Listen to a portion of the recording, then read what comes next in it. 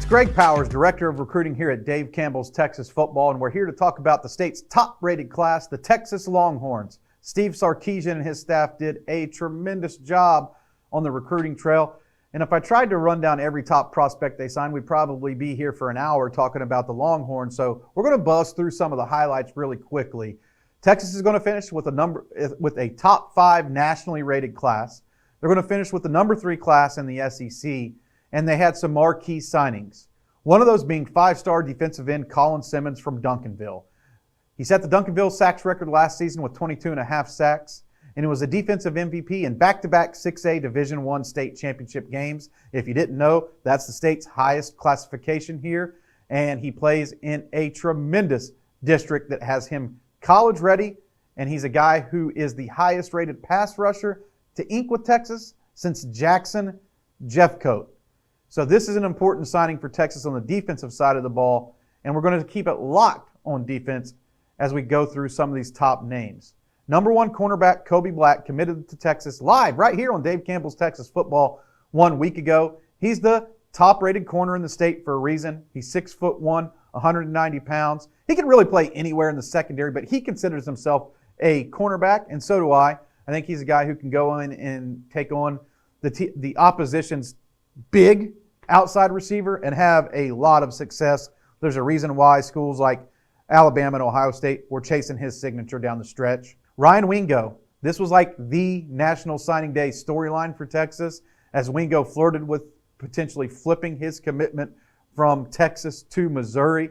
But the 6'2", 205-pounder decided to stick with his pledge to the Longhorns, giving UT a guy who can come in and instantly move the needle on the offensive side of the ball. 6'2", 205, you think of a big vertical threat, but Wingo is a tremendous runner with the football in his hands. He's like a running back and even has running back experience. So he's not only a guy who can go down the field and go up and get the ball, he's a guy who you can work in on the underneath routes to create mismatches and really give your offense an advantage. One guy who I think that you shouldn't sleep on in this class is quarterback Trey Owens. The big Cy-Fair gunslinger was the Houston Touchdown Club Offensive Player of the Year after a strong showing as a senior, and I love his competitiveness. He's a guy who I think can come in and make that quarterback room with Quinn Ewers and Arch Manning so much better because he's going to push them to be better every single day. I think he's a fan favorite because he's been the most active guy on social media and rallying these recruits around him. You shouldn't overlook the importance of Trey Owens in this class. And I'm going to go ahead and dub IMG Academy cornerback Jordan JohnsonRobel as an official Texan because he moved to IMG Academy from Texas.